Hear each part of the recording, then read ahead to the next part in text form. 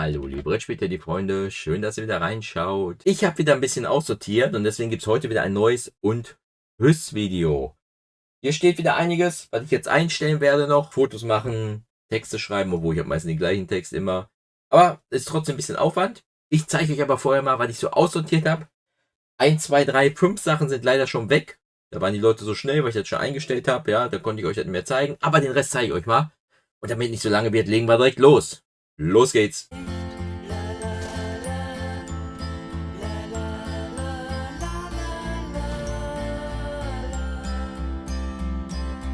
So, wir starten direkt mal hier mit was Alten. Und zwar hier Humboldt's Great Voyage.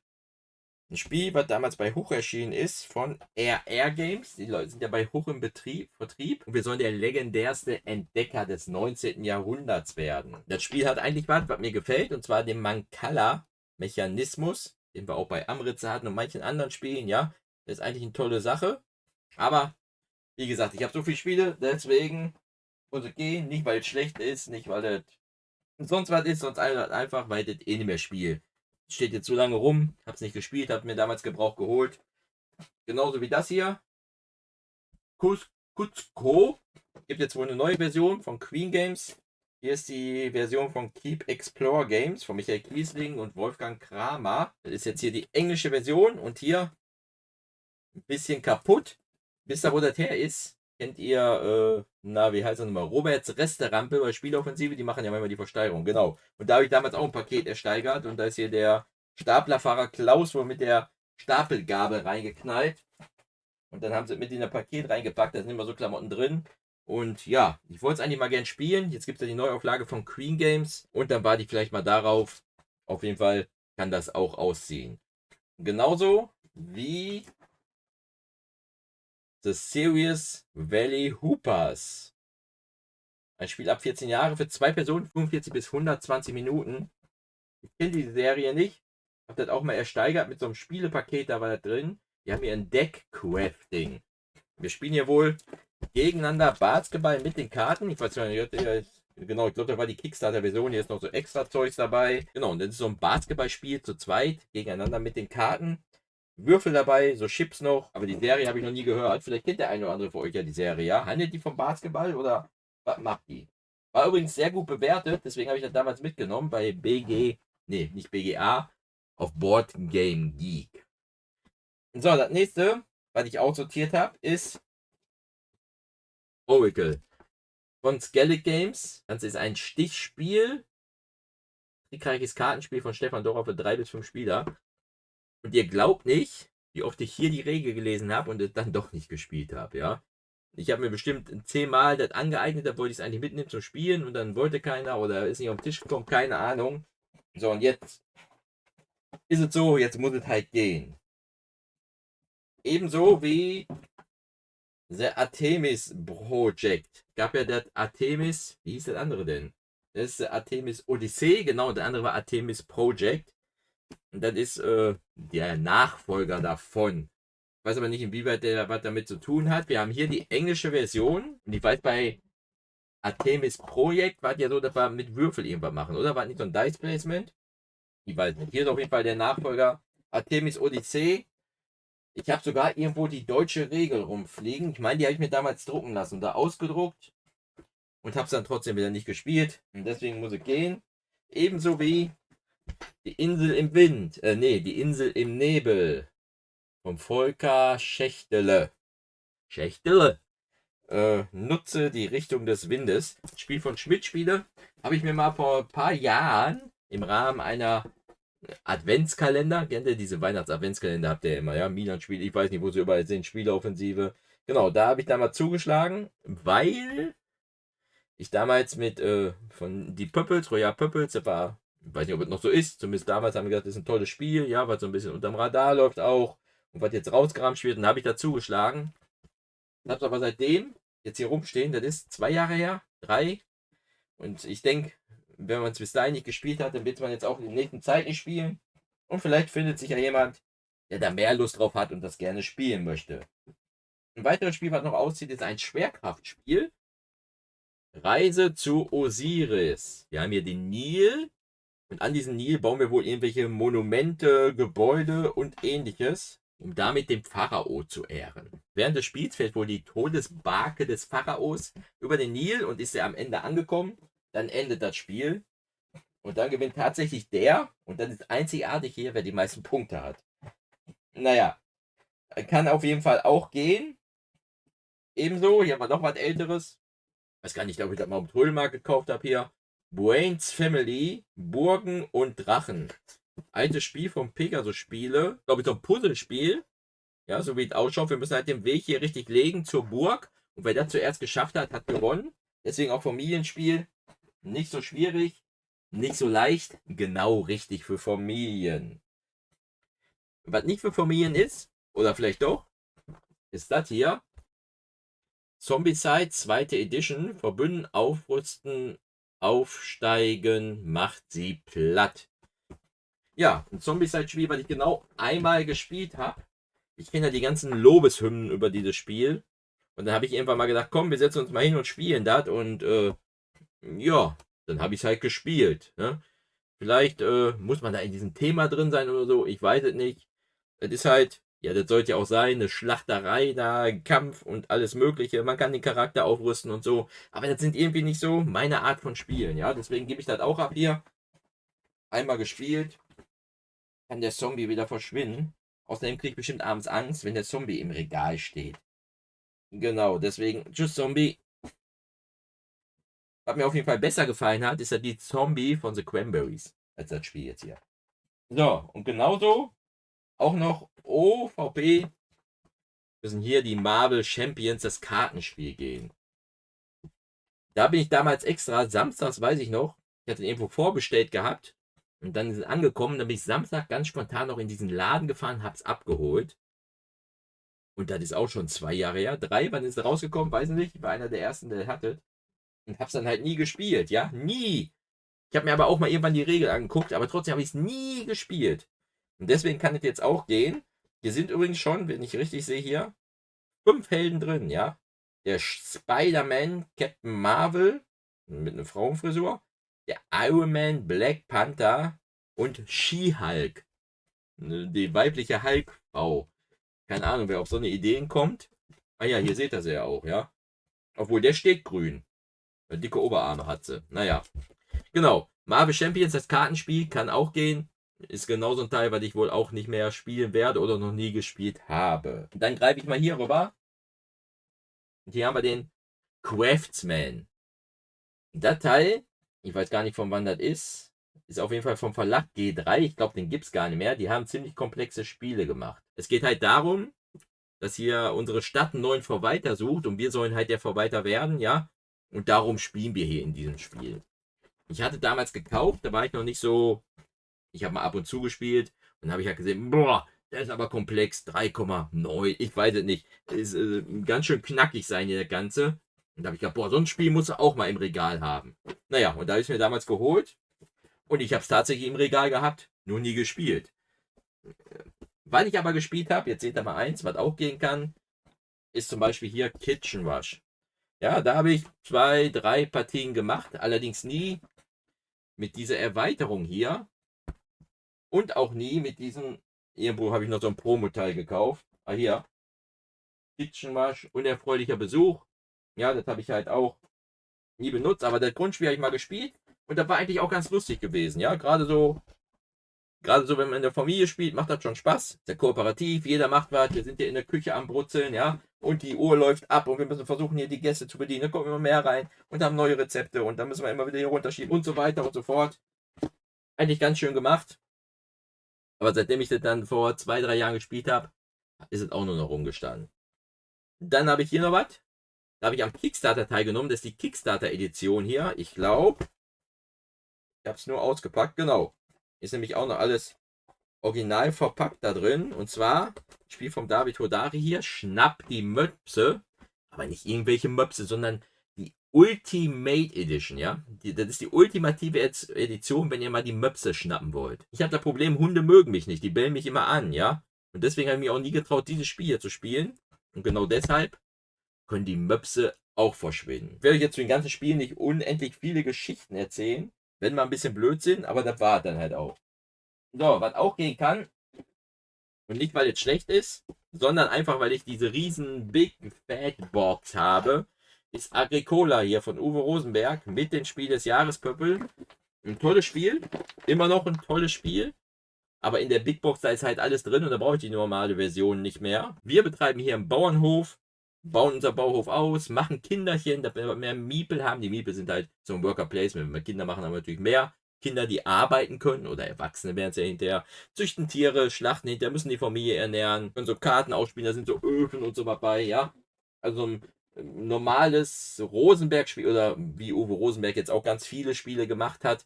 Mittlerweile, ja, ihr habt ja immer Schafe oder Kühe was dabei. Genau, das habt ihr ja auch. Ich weiß gar nicht, ob das die Mutter aller Rosenberg-Spiele mit Kühe und Schafe war. Ja, Agricola. Echt ein schönes Spiel, aber ich brauche keine 3 Versionen. Ich habe ja auch erst mal überlegt, soll ich die festhalten? Ist ja vielleicht auch ein Sammlerstück. Agricola, tolles Spiel, aber hey, braucht man zweimal gleiche Spiel im Regal? Ich weiß es nicht. Auch wenn es eine andere Edition ist. Und dann habe ich hier Pendulum. Auch da bin ich damals hingefahren, weil es noch sonntags hat das irgendjemand abgekauft, weil ich gedacht habe, oh, Feuerlandspiele, klasse Spiel. Oder Staumeier Games. Und ich glaube, ich habe es einmal gespielt, weiß ich gar nicht. Echtzeit-Strategiespiel hier. Und seitdem stand es halt auch rum. Das Ding ist auch noch wie neu hier. Mittlerweile, habe ich auch gesehen, wird es auch relativ rausgeramscht. Ne? Ich denke mal, das ist nicht so gut angekommen. Bei mir halt jetzt auch nicht unbedingt. Deswegen kann es auch gehen. So, was haben wir denn hier noch? Guck mal hier. Muss ich nochmal eine große Kiste hoch. Zack. Yin Yang. Habe ich. Ist zwar eingepackt, aber ich habe es gespielt. Ich glaube 1 oder 2 Mal. Einmal mit Tanja und Thorsten von den Hausis und einmal habe ich es danach nochmal irgendwo mitgespielt. Ich weiß gar nicht mehr, wo war. Ist ja auch schon ewig her. Das Schöne hier dran ist halt das Material tatsächlich. Oh, ist ja ein bisschen gedötscht, sehe ich gerade. Und wir haben hier so einen Schildkrötenpanzer. Und da packen wir diese Münzen rein. Und die Münzen haben so Symbole. Und je nachdem, wie die Münzen rein, programmieren wir unsere Aktion auf unserem Playerboard. Ja, das ist eigentlich ganz schön gemacht. Und dann machen wir halt die Aktion da im alten China. Ich weiß nicht, ob wir über den Kanal fahren können, boah, das ist schon so lange her. Wo ich mich aber daran erinnere, was hier ein bisschen besonders war, halt dieser Mechanismus. Ja, wenn die Münzen da rausfallen und dann man die selber so sieht, welche Aktion wir jetzt diese Runde machen können und kombinieren können. Das ist eigentlich ganz schön hierbei. Aber ihr seht, meins ist nur eingepackt. Und ja, nach den beiden Partien habe ich es halt auch nie mehr vermisst. So, dann noch was eingepacktes hier. Abgrundtief. Ist ja hier der große Alte ist hier mit drin, ja. Ich glaube, wir befinden uns hier auf dem Schiff und werden alle abgemeuchelt, versuchen hier kooperativ gegen einzukämpfen oder so. Ich weiß es gar nicht. Und das Spiel war ja auch vor 1 oder 2 Jahren. Oh, abgrundtief, super. Ist das ein neue Battlestar Galactica oder der Nachfolger oder irgendwie sowas? Und Battlestar Galactica sind sie alle am Schwärmen, da habe ich mir das auch geholt. Und ich habe mal irgendwo zugesehen und ja, ich würde es auch mitspielen, aber ich brauche es definitiv nicht hier, weil es ein Spiel für 3 bis 6 Personen und ja, man kriegt sowas auf den Tisch und dann kann es halt lieber gehen. Dann habe ich hier noch einen ganz alten Schatz, den habe ich mir auf dem Trödelmarkt geholt. Airlines von Abacus, weil da habe ich mich auch begrapschen lassen, wäre ein schönes Spiel. Ist es vielleicht auch, aber auch das habe ich seitdem nicht gespielt. Habe es mir damals gekauft, für einen kleinen Euro jetzt, ja. Und deswegen kann es auch gehen. Ich wusste gar nicht, ob ich das zeigen soll, aber es ist ja auch ein Spiel, was ich jetzt aussortiert habe. Und dann machen wir mal hier weiter. Und zwar Merchant Cove, ne, Merchant of the Dark Road in der Deluxe Edition mit den Sleeves dabei. Noch nicht gesleeved. Aus dem Kickstarter. Und ich habe auch diese Münzen. Ach, jetzt sind da hinten runtergepurzelt. Da waren diese komischen Münzen dabei, ja. Ich habe Merchant of the Dark Road auch einmal mit dem Thorsten gespielt und danach nochmal mit der Anna. Und ja, das ist jetzt gar nicht mal so schlecht. Man läuft ja da um diese Dings da immer rum, kann eine Aktion machen, kann auch eine Fahrt auf dunklen Wegen, deswegen kommt der Name daher machen und so, ja. Aber hey, weiß ich nicht. Ich habe halt einiges an besseren Spielen als dieses hier und deswegen kann das halt auch verschwinden. Ebenso wie dieses hier, das habe ich gespielt. Und da war ich echt enttäuscht gewesen, muss ich sagen, ja. Age of Adventures. Mega drauf gefreut. Und die Partie lief dann so lala.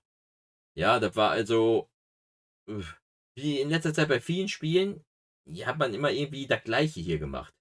Obwohl ich will ja verkaufen. Top Spiel, Leute. Ich gebe es nur ab, weil ich keinen Platz mehr habe. Nee, Quatsch. Ist tatsächlich so, also vielleicht war auch einfach meine Erwartung hier zu hoch, ja, weil das ist auch kein schlechtes Spiel jetzt, aber viel mehr erwartet mit den Forschern und Wissenschaftlern und so was. Und dann macht man da 5, 8 Aktionen, hat so viele Ressourcen, dass die nicht mal in meinen Tokenschein gepasst haben. Ja, weiß nicht, das Spiel war dann schon durch gewesen irgendwie. So, jetzt kommt noch was. Ich weiß gar nicht, ob ich euch das schon gezeigt habe. Auch das kann verschwinden hier. Expeditions in der Ironclad Edition. 3-mal gespielt. Ist auch noch wie neu. Ja. Hier die Metalldinger da drin, statt die Plastikdinger. Aber auch das kommt nicht mehr auf den Tisch. Ich war schon nicht so ein Scythe-Fan. Und ja, es spielt ja nur in der gleichen Welt, aber irgendwie, keine Ahnung, die Spiele holen mich irgendwie nicht ab. Ist manchmal so, hat man halt so, ne? So, dann schaue ich nochmal hier. Hier habe ich noch ein Spiel, das habe ich auch mal im Adventskalender irgendwann geholt. Auch schon 2, 3 Jahre her. Mini Miners. So beginnt der Goldrausch. Und ich glaube, das ist auch tatsächlich gar nicht mal so schlecht. Könnt ihr jetzt erzählen, wovon handelt? Ich weiß nicht mehr genau. Also wir sind halt in der Mine und wollen Gold rauschen, also Gold rausholen. Und ich glaube, wir spielen hier so Karten aus und irgendwie, wer in der Runde die höchste hat, kann zuerst irgendwie höher anfangen oder irgendwie sowas. Ja, irgendwie so war das gewesen. Hört sich ganz interessant an, war auch gar nicht mal so schwierig gewesen. Und deswegen habe ich halt damals dazu geschlagen.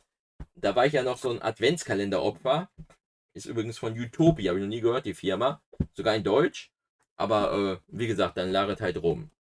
Was ich mir jetzt erst gekauft habe, Anfang des Jahres, oder ja doch, war schon März oder so, ist Bamboo von German Pillemann, Pimilian und Jonathan Cantero. Spielt in dem Bitoko-Universum.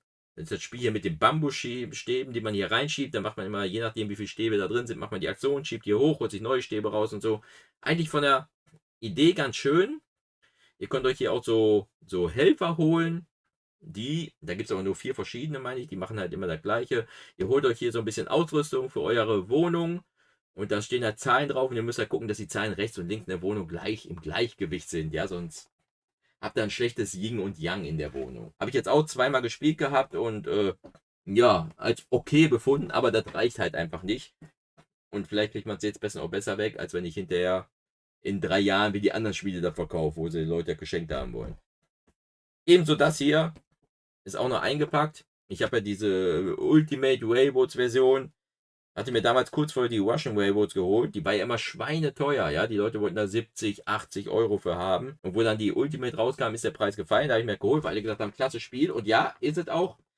Wir bauen halt hier die Zuglinie in Russland, ja, nach St. Petersburg und so, nach Kiew. Da waren noch Zeiten. Und das Ganze machen wir über ein Worker Placement. Für mich ist das ultimative Worker Placement. Ja, ihr habt so viele Felder, ihr könnt so viel Aktionen machen hier. Ihr könnt auf den Schienen hier unten vorfahren. Ihr könnt hier so Ausbauten reinbauen. Ihr könnt zusätzliche Worker holen. Ihr schiebt halt die Schienen immer vor und ihr müsst halt eine bestimmte Reihenfolge einhalten. Ja, die weiße Schiene geht immer ganz nach vorne. Die darf nie überholt werden von der grünen, blauen und so weiter. Und deswegen blockiert die manchmal. Deswegen müsst ihr gucken, dass er mit der weißen vorkommt, obwohl die gar nichts gibt. Ein tolles Spiel, wirklich. Klasse Spiel. Aber wie gesagt, auch da ist es so, ich brauche nicht beide. Ja, ich wollte die auch erst festhalten, aber es lohnt nicht. So, dann habe ich nochmal irgendwie was gekauft vor Jahren. Cosmos Tribes von Rustan Hakanson. Aufbruch der Menschheit. Wir sind halt Führer eines Stammes in der Frühgeschichte und müssen diesen Stamm halt führen. Ich kann mich halt erinnern, dass ich damals auch gekauft habe, wo ich noch seichtere Sachen gespielt habe. Und gedacht, oh, guck mal, das scheint ein bisschen schwieriger zu sein. Lass uns das mal holen. Naja, und am Anfang ist man dann nicht dran gegangen. Man gedacht, ein bisschen schwer, lass uns was Einfaches machen. Und danach lag es dann rum, weil man dann schwierige Sachen gespielt hat. Aber halt, da war das schon wieder zu einfach. Genau, so ist es jetzt ungefähr. Dann gebe ich noch was ab, schweren Herzens. Ich habe auch lange überlegt, ob ich das machen soll. Aber ich habe jetzt im Kickstarter hier so ein Komplettpaket von Queen Games. Und deswegen gebe ich hier meine Hamburg City Collection Deluxe Edition ab. Ich halte es auch noch gern fest, bis das andere kommt. Ja, ich weiß gar nicht, wann die liefern. Oktober, November oder was stand da, oder Dezember. Aber da war jetzt so ein Komplettpaket, da war Hamburg drin, Marrakesch und so was auch in den so eine Zwischen-Deluxe-Version. Und auch da brauche ich jetzt nicht 2-mal, ja, deswegen gebe ich jetzt hier ab. Mit Stefan Feld, Autogrammkarte drin, alles Mögliche. Hamburg ist ja das neue Brüssel. Früher hieß es Brüssel, war ja Out of Print, jetzt haben sie Hamburg gemacht. Stefan Feld spielt echt ein schönes Spiel, ja, genau wie Marrakesch auch. Dann zeige ich euch noch eins. Ich glaube, das ist dann euch mal das letzte für heute, ja. Dann können wir die Tage nochmal weitermachen. Und zwar hier Black Rose Wars. Der erste Teil. Mittlerweile gibt es da den zweiten Teil. Ich hatte tatsächlich damals in Englisch gehabt, die Originalversion, habe dann die Karten, deutschen Texte ausgedruckt Dann habe ich das verkauft. Habe mir dann die deutsche Version geholt, weil ich dachte, komm, mach dir nicht so eine Arbeit, ja, da muss alles einsliefen. Ja, und jetzt stehen das halt auch die ganze Zeit rum. Und jetzt habe ich halt das neue Black Rose Wars hier und ich brauche da nicht zwei, zumal die ja ähnlich sind und das neue aber eine bessere Version davon sein soll. Deswegen kann das hier auch gehen. Da findet sich ja jemand, der gerne eins hätte. Und dann werde ich es jetzt auch mal einstellen und dann geht's weg. Ja, ihr Lieben, das waren erstmal wieder so ein paar Spiele, die ich aussortiert habe. Schreibt mir wieder gerne in die Kommentare, wie immer. Ja, was soll ich davon behalten? Wo meint ihr, wie kannst du das abgeben? Heißt nicht, dass ich vielleicht meine Meinung ändere. Obwohl vielleicht bei dem einen oder anderen eingepackten würde ich mir vielleicht nochmal anschauen. Vielleicht mache ich ja tatsächlich einen Fehler hier. Oder wo sagt ihr, yo, richtig, weg damit. Das braucht man nicht. Und wie macht ihr das eigentlich, ja? Ich hatte jetzt hier zwei Sachen gehabt, wo ich eine neue Version bekomme. Ob das jetzt Hamburg ist oder Ultimate Railroads, da war doch noch irgendwas gewesen. Ah ja, Agricola waren sogar 3 Sachen, wo ich denke, soll man die alte Sache trotzdem festhalten, aber bringt ja nichts. Ja, Regalplatz ist knapp, andererseits natürlich ein anderes Artwork und ist ja schon ein tolles Erinnerungsstück. Ich weiß es nicht. Wie habt ihr das denn? Schreibt mir mal gerne in die Kommentare. Dann passt gut auf und bis zum nächsten und tschüss oder bis zum nächsten, was weiß ich. Euer Olli vom Brettspiel Teddy. Tschüssi.